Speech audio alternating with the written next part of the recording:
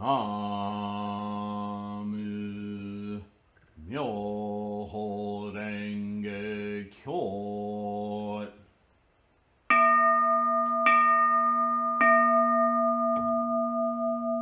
ナム妙法蓮華経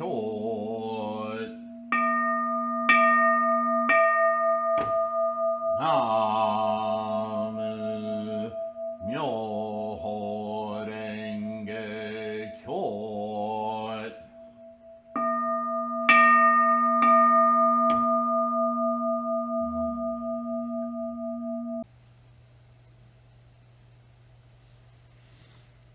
Namo Myoho Renge Kyo. Thank you so much for being here. And while you're here, don't forget to like and subscribe. Those of you who are supporting through Patreon and PayPal, thank you so profoundly for keeping this channel alive.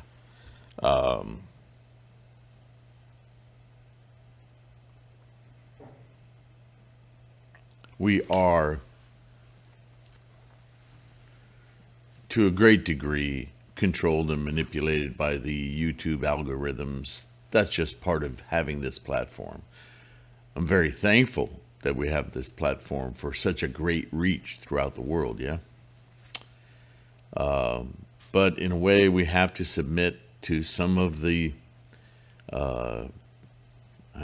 rules, caveats, methodologies that YouTube uses to provide access to this channel for people who might not know about it or specifically look for it to pop up in searches is largely controlled, if not completely controlled, by the number of likes, the number of subscribers, that kind of thing. And we're growing steadily, slowly but steadily. And we're like 50 subscriptions away from 1,000 subscribers, at which point another switch gets flipped on YouTube, at least so far.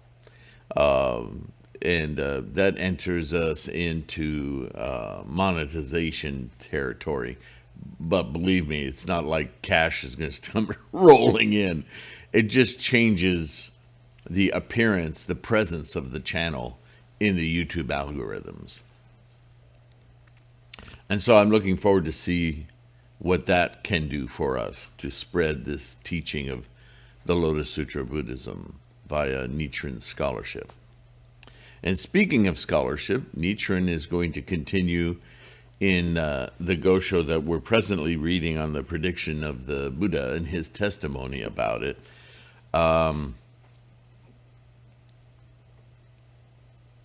And he's now going to answer a question that's interesting in its rhetoric and can be very confusing, either because of the way it's discussed by Nichiren or by the translator's interpretation of Nichiren's. The bottom line is, you get a high school diploma before you get a bachelor's degree. You get Chloe, you okay, sweetie? Poor dog. Sorry about that noise. And you get a bachelor's degree before you get a master's, and you get a master's degree before you get a PhD. And no, even though there's a great deal involved in getting a high school diploma, it does not equal the accomplishment of getting a PhD. I mean, it's kind of obvious, common sense, right? But from a different perspective, you could say, look, I busted my butt to get that Bachelor of Fine Arts or Bachelor of Science. And I accomplished it. I made it. So why should that be any lesser an accomplishment than a master's or a PhD? In fact, a lot more people get high school diplomas than ever get a PhD. So wouldn't that indicate that a high school diploma is superior to a PhD? Or a bachelor's, for that matter, being superior to a master's? You could flip it around, right? By saying the number of people who can achieve this is greater. But then you would be denying the level of accomplishment that is those more populous accomplishments. You see? So this argument is now going to be made regarding Buddhism. It's interesting. I haven't seen this argument before. So let's read through it and see if it maybe provides us some insights, yeah? Question. In comparing the two ages of the true Dharma and the semblance Dharma against the latter age of degeneration, our time, we find that the former two are far superior to the latter in terms of time as well as the capacity of the people to be taught. Now again, that sounds, the first time I read that I thought, what?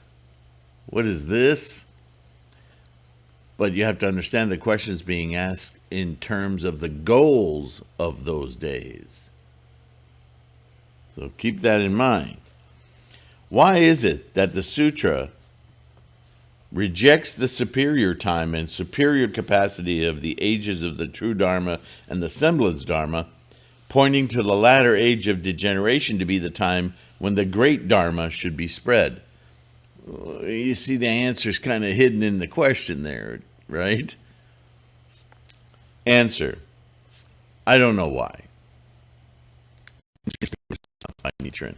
Maybe he just doesn't want to challenge the perception that they're putting forth. And remember, he's writing these questions too, but he's writing these questions because he gets this from the populace that's challenging him.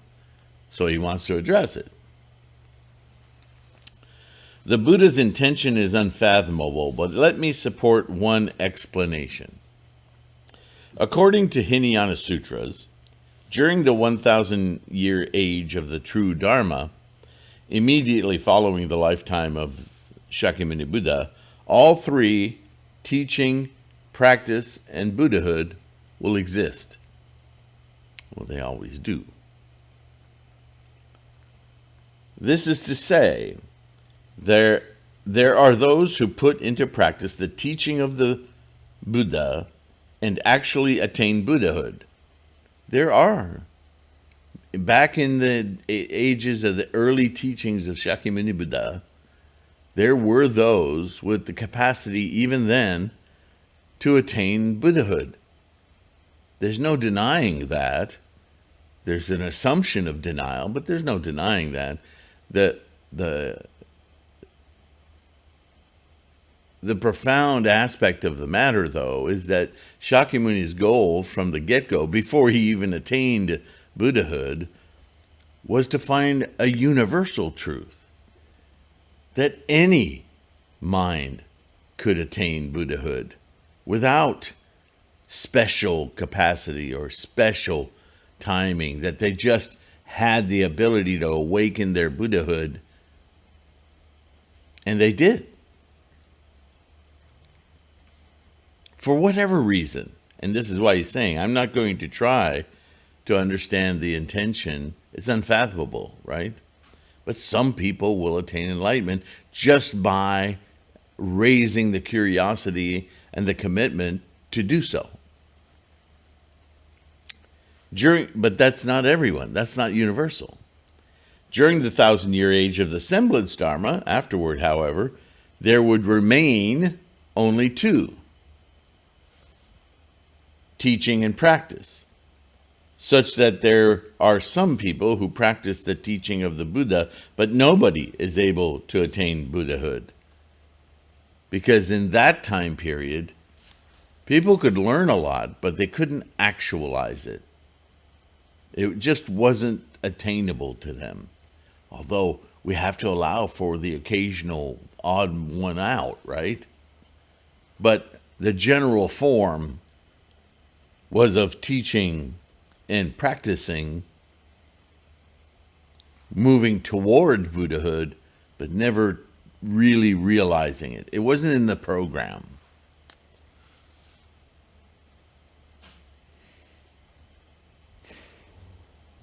During the latter age of degeneration, our time, furthermore, only the teaching of Buddha remains without anyone practicing it or attaining Buddhahood. What does that mean? That seems completely opposite of what we talk about all the time, what Nichiren talks about all the time. What he's saying is that what we're left with now is no presence of Shakyamuni Buddha. There is no actualized Buddha in human form to act as a signpost, a conviction maker, a confidence maker to justify what we're trying to achieve. Because there's no example, we're left with all of the teachings on how to do it for ourselves, the Lotus Sutra, without a shining example in our lives. So another way to look at this story so far is the diminishment of the influence of having a human being, Shakyamuni, as exemplar to say, see, this is what it's like. This is what it looks like. This is what it sounds like. And we're on our own. And because of the tremendous amount of divergence in Buddhist teachings, there are many, many, many, many Buddhists and Buddhist groups and sects calling themselves Buddhists who in actuality are not quite on the track. And because they're divergent, they're not on the track, their teachings are fallacies. They fall short. They'll never get you to Buddhahood because they're all formed of self, of ego, right? Furthermore, only the teaching of the Buddha remains without anyone practicing it or attaining Buddhahood. Well, how can they attain Buddhahood if they're not practicing it? And by practicing it, what Nichiren is specifically talking about is the Lotus Sutra. Right? There's Zen, Pure Land, chanting Amida Buddha's name. Please let me suffer through this life so that after I die, I go to the great bowling alley in the sky. Come on. You might as well be a Muslim or a Christian or a Jew or whatever, pagan. That's all magical thinking. That's completely opposite of what Buddhism is, and yet they call themselves Buddhists.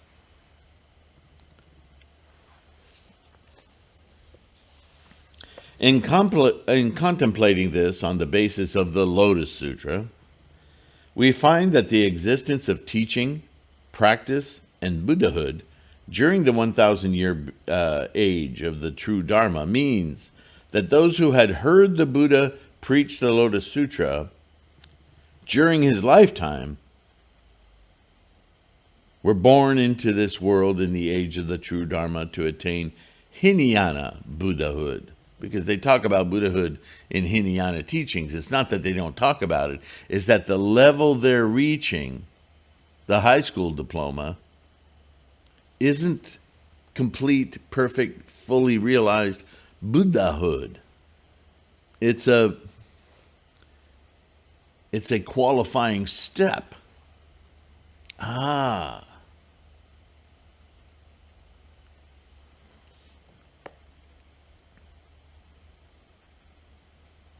So really, born into this world is really, these translations are so confusing, I'm sorry. But what they're talking about is the influence, the remaining influence in the cultures and society of the oral teachings being repeated by everyone, right? Because that's how it was spread, like songs, and people memorized the songs. But the more removed they got from the author of the song, the promulgation of the song, the more removed they became from the actual profound meaning of the song over time.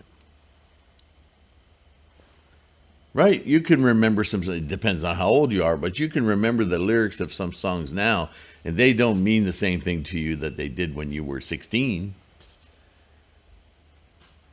Without the example of the author, you're free to wander around with meaning. So let's go on.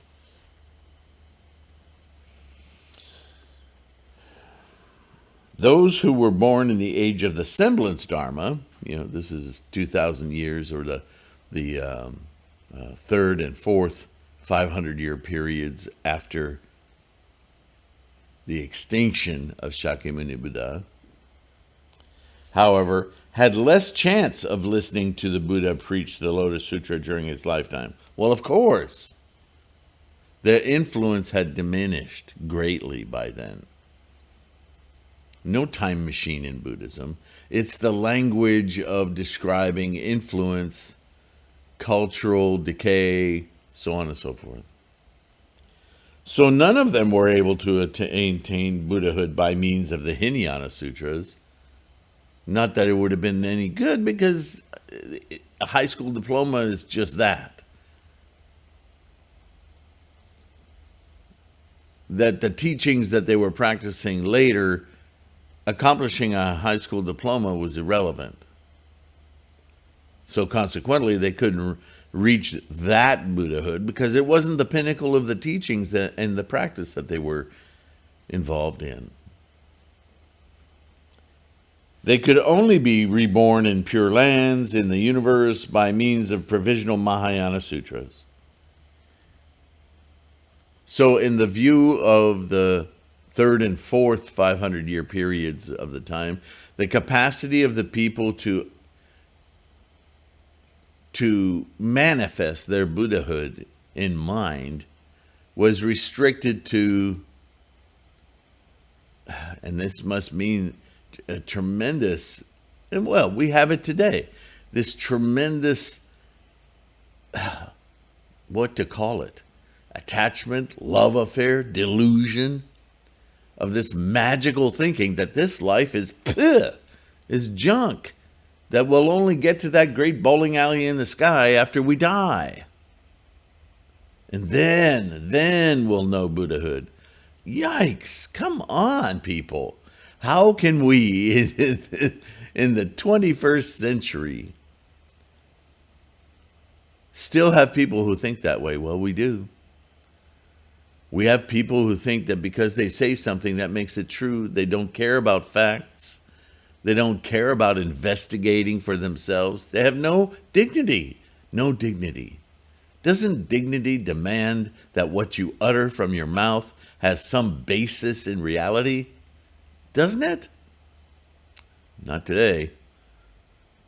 And that's why it's so difficult and such a struggle to practice Lotus Sutra Buddhism. Because at every turn, there are many people who just want to ridicule anyone who thinks that they can attain something superior, something as a pinnacle of practice. Who are you?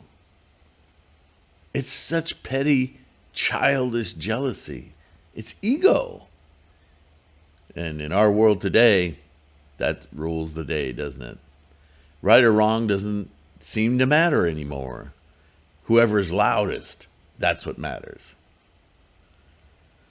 In the latter age of degeneration, neither Hinayana Sutras nor provisional Mahayana Sutras have any use other than education, teaching, but they have no use in the pursuit of Buddhahood.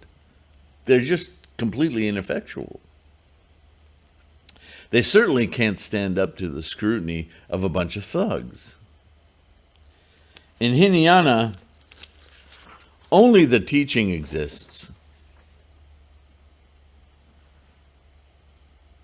Right? The practice is ineffectual, and Buddhahood simply doesn't exist. Because now we're talking about fully fledged Buddhahood. A PhD, not a high school diploma. That's the only thing that will work now, that will be effectual for our accomplishment. Pull us out of this delusional world. Nobody practices it or gains Buddhahood Well, there are people who think they're practicing Hinayana Buddhism, but they're deluded, right? In provisional Mahayana, both the teaching and the practice exist, but nobody attains Buddhahood, esoteric or exoteric. Think Zen, Pure Land, so on and so forth, Shingon, right? This is Nichiren's world. In the latter age of degeneration, furthermore, the Hinayana and provisional Mahayana teachings, established in the ages of the true Dharma and the semblance Dharma, steadily spread, each claiming to be supreme. There's that ego. The Hinayana attacking Mahayana Buddhism, the provisional destroying the true, and filling the land with slanderers of the true Dharma. How lamentable, yeah? The number of those who fall into the evil realms, the lower realms, the unlife-affirming realms, such as hell, or hunger, or animality, or anger, is more numerous than the particles of dust of the great earth. Those who uphold the true Dharma and attain Buddhahood are less in number than grains of earth on the fingernail. Thereupon, all of the forces of the universe who protect Buddhism abandon such a land, allowing evil influences and demons to enter the bodies of the king, his subjects, monks, nuns, and cause them to abuse and slander the one who practices the Lotus Sutra. Now, obviously, this is a reference to Japan, but the whole world by extension, and the singular voice of Nichiren. The emperor is naked. Nevertheless, if there's a man after the extinction of Shakyamuni Buddha who breaks the attachment to the false doctrines of the 4 tastes and 3 teachings of the pre-Lotus Sutras and puts conviction in the true Dharma of the Lotus Sutra, all the virtuous forces of the universe and numerous bodhisattvas who sprang up from under the ground, you and me, will protect such a one who practices the Lotus Sutra. Under such protection, this one who practices would be able to spread all over the world the Honzon, revealed in the essential section, and the 5 characters Odaimoku of the Myoho Renge and Kyo, the essence of the Lotus Sutra. Comes back to this. This is the sound, this is the sight, this is the mind of Buddha. Myoho Renge Kyo. I need to inculcate that into my samsaric life, being present, being dedicated. I invoke Buddha. Namu Myoho Renge Kyo. Yeah? He is just like never despising Bodhisattva, who in the age of the semblance Dharma, after the death of powerful voice King Buddha, spread in the land of that Buddha the 24-character passage in the Lotus Sutra, chapter 20, saying, I respect you deeply, I do not despise you. Why is this? It is because you all will practice the way of bodhisattvas and will be able to attain Buddhahood, end quote. With such propagation, the bodhisattva was severely persecuted by all the people in the land, who beat him with sticks and threw stones at him. How dare you presume? But he was simply stating a fact.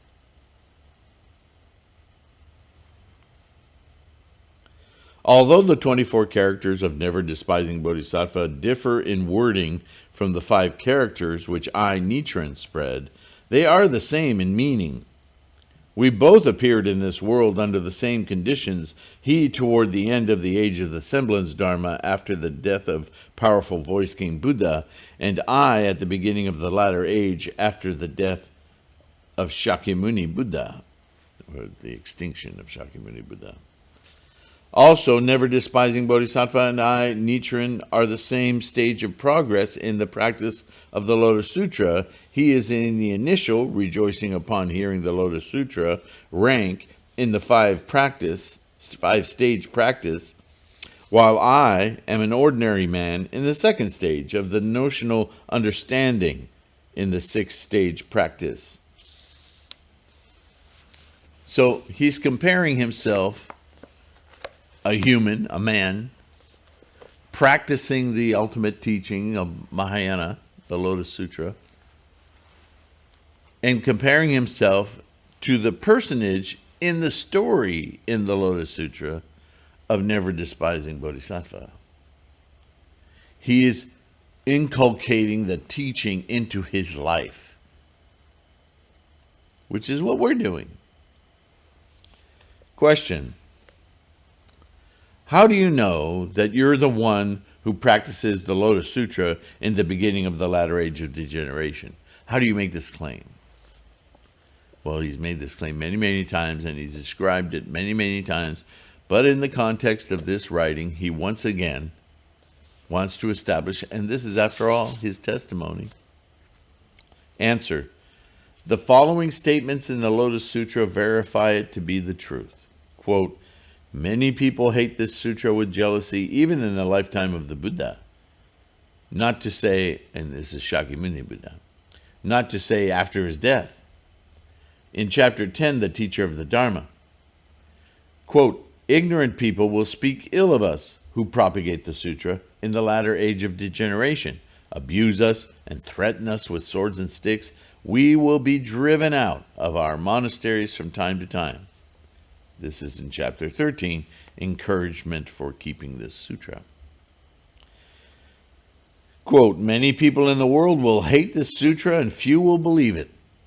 That's from Peaceful Practices, chapter 14. People struck him, one who practiced the Lotus Sutra, with sticks, pieces of wood, pieces of tile, and stones. That's from chapter 20, Never Despising Bodhisattva. And the king of devils, his subjects, forces, dragons, gods, yakshas, demons, so on and so forth, will take advantage of the time, the first 500-year period in the latter age of degeneration. And that comes from the chapter 23, Previous Life of the Medicine King Bodhisattva. To see that these words of the Buddha are not false, because these are Shakyamuni's words, his prediction of how things would work out over time. Sorry, I lost my spot. To see that these words of the Buddha are not false, when we see the faces of all the people in Japan, the king and his subjects, monks and nuns, laymen and laywomen, reflected upon these clear mirrors of the Lotus Sutra, there is nobody but I, Nichiren, who fits them perfectly. Right? All my followers and students, they're dealing with this kind of oppression and so forth.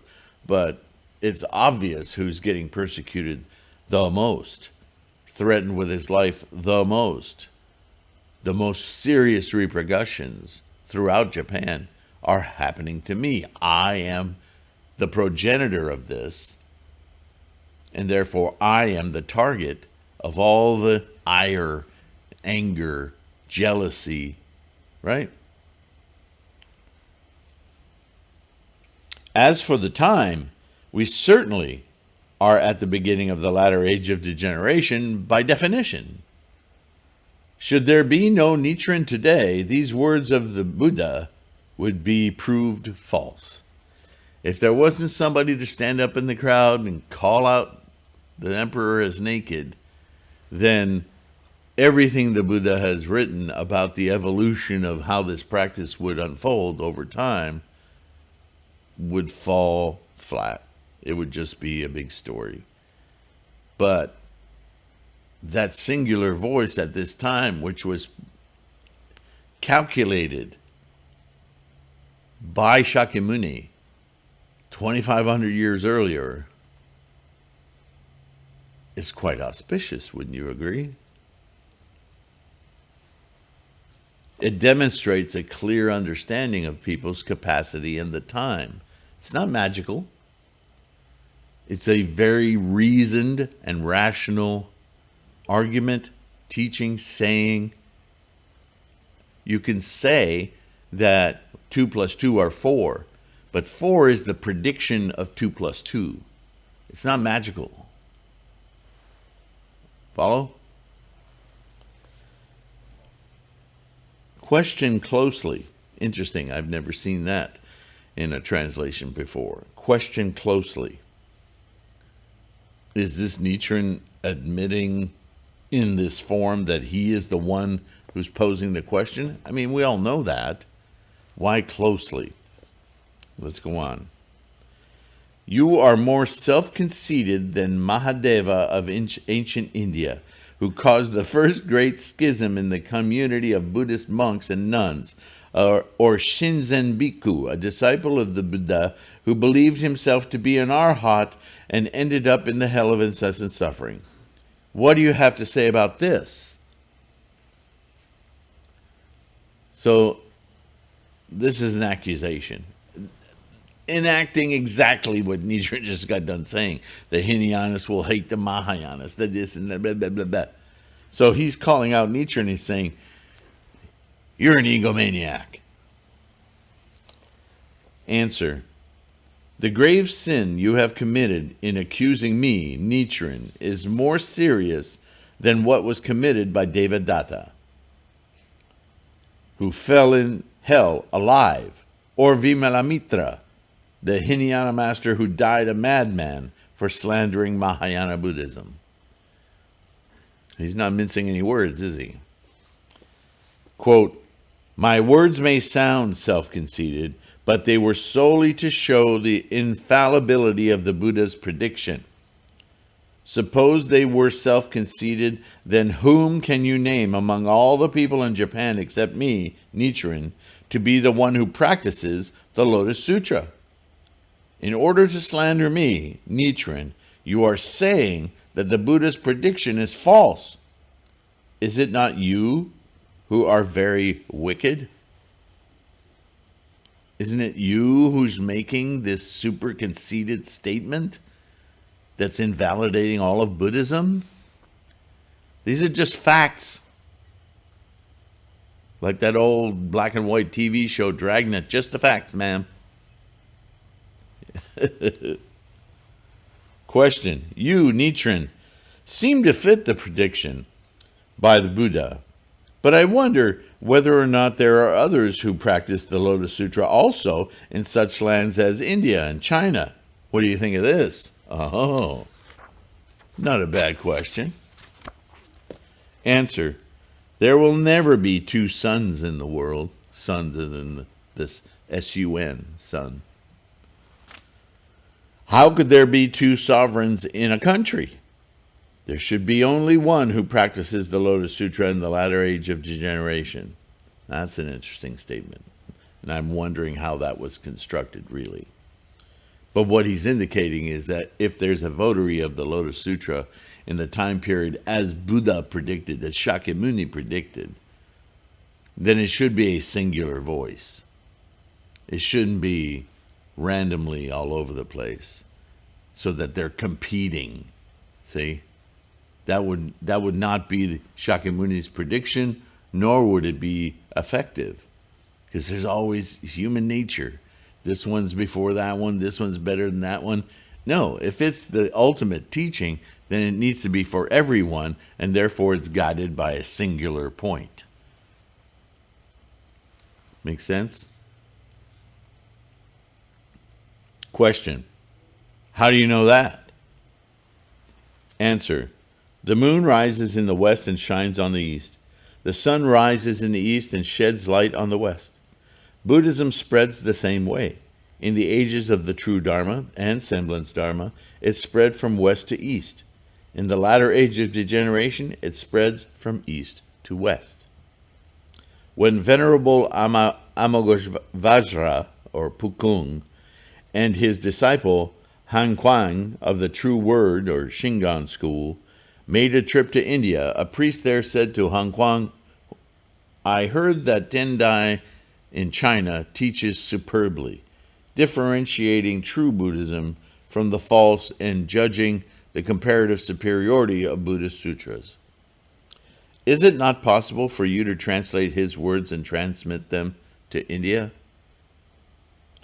Hearing this from Han Quan, Great Master Miao Lo wondered in his annotations on the words and phrases of the Lotus Sutra, does this not mean that Buddhism has been lost in India? And the people in India are trying to find it in the lands of the four directions? This seems to prove that Buddhism does not exist in India. As for China, it has been some 150 years since barbarians from the north, known as the Jurched, conquered the Sung capital of Kaifeng during the reign of Emperor Gaotsung. Meanwhile, both the Buddhist as well as the royal collections of Buddhist scriptures, both the Buddhist way as well as the royal way have been destroyed. Hinayana scriptures disappeared completely from collections of the Buddhist scriptures in China, and Mahayana scriptures were mostly destroyed. A Tendai monk, Gosho, took some Mahayana scriptures from Japan to China, where they remained like pieces of wood and stone wearing robes and holding alms bowls, as there was nobody worthy of holding them. Therefore, Chung Shi, a Tendai monk of Shung, China, has said in the special collection on India, Buddhism at first spread eastward to Japan from China, just as the moon rises in the west shining on the east. Now it comes back from Japan to China, just as the sun rises in the east and sheds light on the west. According to these statements, there is no doubt that Buddhism has been lost in both India and China. Question. Now I know that Buddhism has been lost in India as well as in China, on the continent located to the south of Mount Sumeru. However, how do you know that Buddhism does not exist on the three other continents to the east, west, and north of the mountains either? Answer. Buddhism does not exist in those continents. Bodhisattva Universal Sage said to the Buddha in the Lotus Sutra, Facile 8, Chapter 28, on encouragement of Universal Sage Bodhisattva, quote, I will protect this sutra with my divine powers so that, with all my energies, so that it may be propagated and not be destroyed within Jambudvipa, the continent to the south of Mount Sumeru, after your extinction. The term within here makes it clear that the land of Buddhism does not include those three continents. Not yet, anyway. But at that point of the story. Question. The Buddha's prediction must be, as you say, would you predict the future? Answer. Contemplating the future on the basis of the prediction of the Buddha, we are in the beginning of the fifth 500-year period. Finally, it's translated correctly. That is, the first 500-year period in the latter age of degeneration, when Buddhism should rise in the land of Japan in the east, as omens, strange phenomena in the sky, and natural calamities on earth, as were never seen in the ages of true Dharma and semblance Dharma, shall occur. Great events are foreshadowed by great omens. The birth of Shakyamuni Buddha, his first preaching, his extinction, were paralleled by omens, good or bad, greater than any seen before or after. It was because the Buddha was the greatest sage of all, Shakyamuni Buddha. When Shakyamuni Buddha was born, according to various sutras, rays of light in the 5 colors shone in 4 directions, so the night looked like bright as day. When he passed away, it is said 12 white rainbows spanned north and south, and the sun stopped shining. So the day became as dark as night. These are hyperbole, right? We understand that. Basically, the birth and the extinction of Shakyamuni Buddha were very auspicious days, and they were very well known, experienced by a large populace. It wasn't just some woman having a baby in a barn. He was a prince, after all, the son of a great warrior king. Yeah? So his birth was auspicious, and his death, with all the followers coming to see him, afraid of losing Buddhism because he would be gone, was also a great event, wasn't it? So think about that rather than the hyperbole.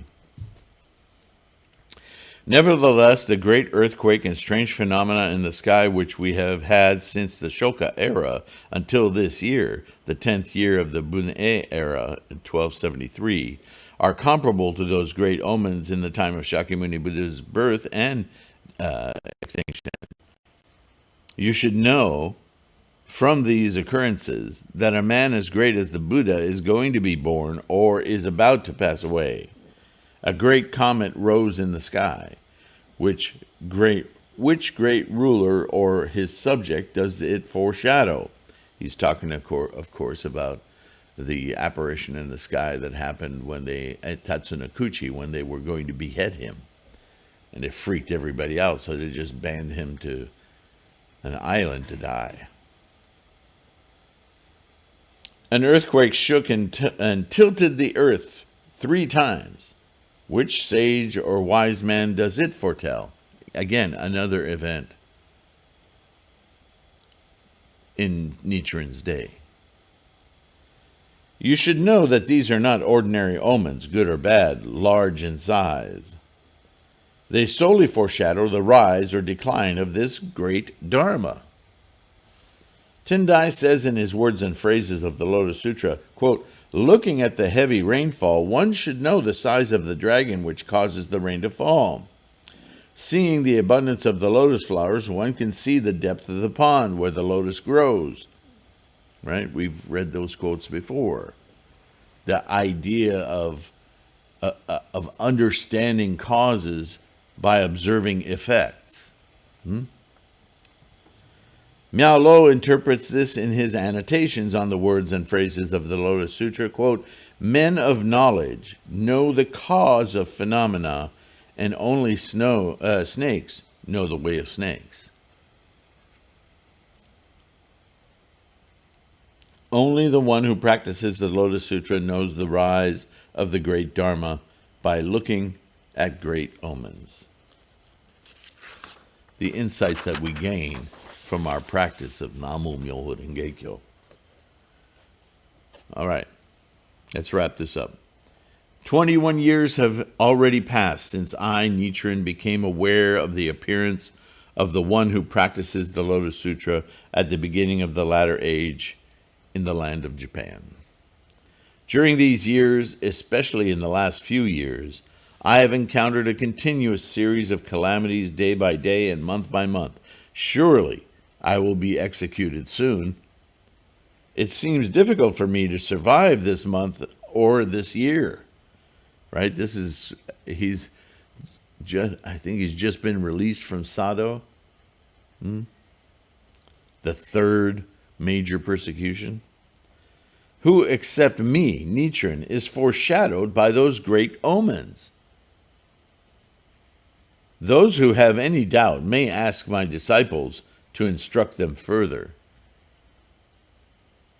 Check it out. Check anyone who's been listening to me for a long time, dedicated their practice to the Lotus Sutra.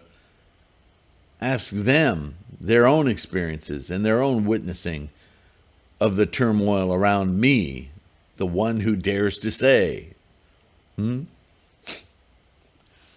how lucky I am to be able to extinguish within one life my error of slandering the true Dharma, ever since the eternal past. How glad I feel to be able to wait on Lord Shakyamuni Buddha, whom I have yet never seen. Now that's an interesting statement, and one I will remind you to consider in opposition to certain sects that would claim and tell you otherwise. Nichiren never claimed to be Buddha, ever. And he says it explicitly right here, to wait on Lord Shakyamuni Buddha, whom I have yet never seen. Because Nichiren always identifies with Jogyo, with Bodhisattva superior practice. A Bodhisattva, a personage that he inculcates into his very life, a Bodhisattva. And he's talking about extinguishing within one life. What he's talking about is the great samsaric delusion of things that humanity has born, right? Manifest of this energy of a will to be. And that will to be is itself a will to instantiate all of this difference, all of this potential. But from a Buddha perspective, we can view the universe like the biggest Lego set you've ever owned, with all of its multicolored bricks and shapes and so on and so forth. Ultimately, it's the universe. It's Legoland. It's all constructed. The blue Lego is no different or better or worse than the red Lego, or the white, or the yellow, or the different shapes. They're all just Lego, and they constantly can change. That's a much more mature adult perspective, isn't it? May I guide first of all those rulers of the land who have persecuted me, because if I can convince them of what Buddhism is really about, the dignity of life that it presents, then because human beings are necessarily attached, it makes them very easily followers of anyone who makes a declaration.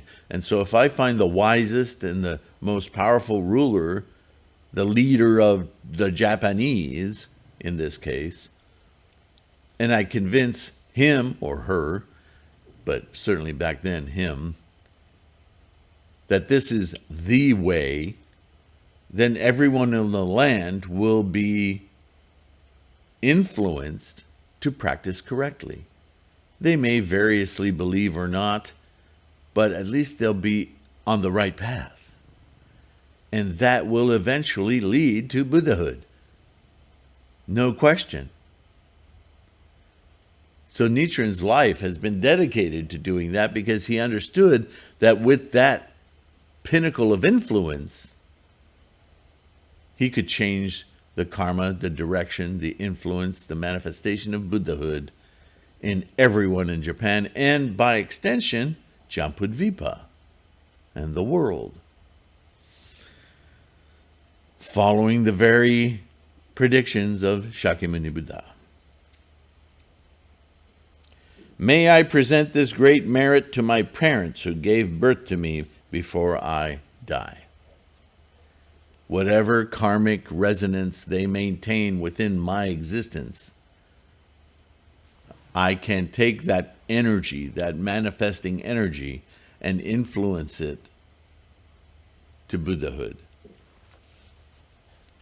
And redepositing that energy so cleansed back into the quiescent potential of the universe, of the pre-universe, right? Energy.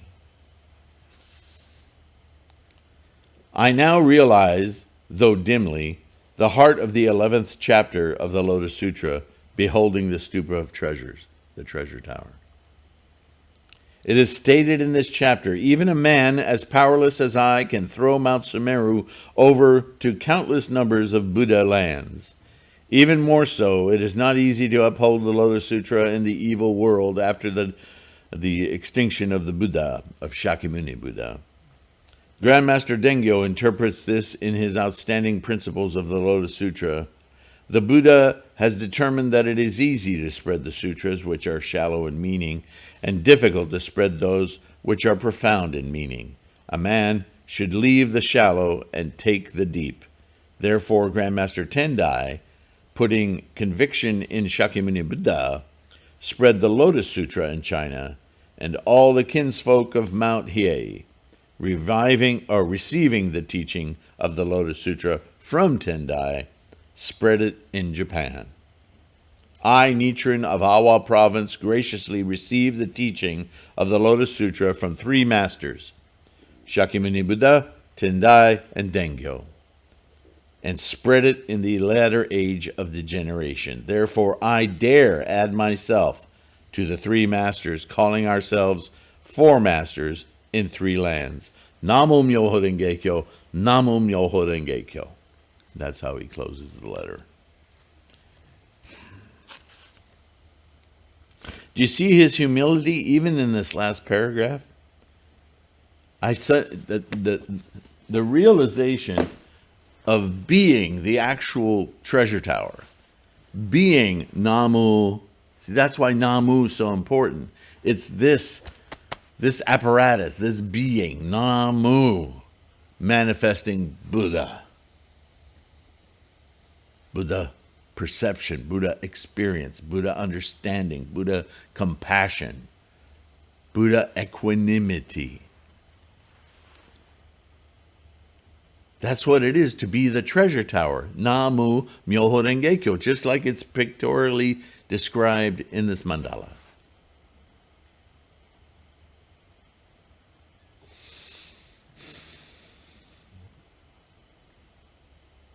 And Nichiren is saying here, I'm just barely grasping this. Again, he makes no claim to being special in terms of human beings. His specialness, if you want to call it that, is his conviction,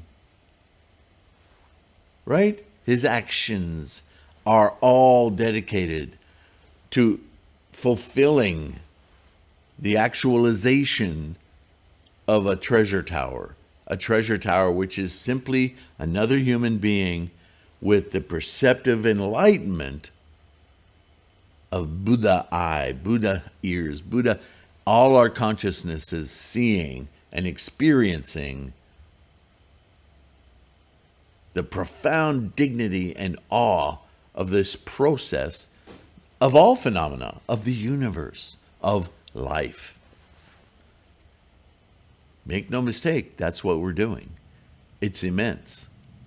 So if your life rattles a little bit, just think about all of these. We have rockets going up into space every week, almost every day now.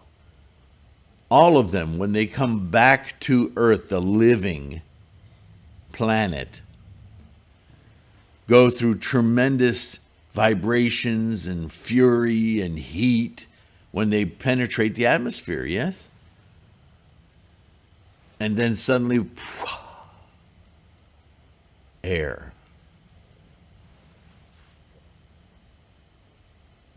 So when you're shaky, when life is seeming rather tenuous, remember, just hang on. Chant a little longer. Namo Myoho Renge Kyo. Enter your Buddhahood life. Yeah. I hope we got some insight from this. I enjoy these stories. I know I'm always struggling with the translator's bias. But the only reason I struggle with it is because what's important to our practice is the meaning, not the words. Okay? So remember that. The only word-like intonations and sounds that really matter are the verbalizations of the concepts of the Lotus Sutra. Namo Myoho Renge Kyo. Not words, complete worlds of the treasure tower. Manifestations of enlightenment, yeah? All right, take care. Don't forget, like, subscribe, share, all of that. Use all the resources we have for free. And keep your practice strong. In the meantime, while you're studying and you're practicing, and it's sometimes difficult, remember and be kind to yourself. You'll get there. It's just the atmosphere. All right. I'll see you in the next one. Bye for now.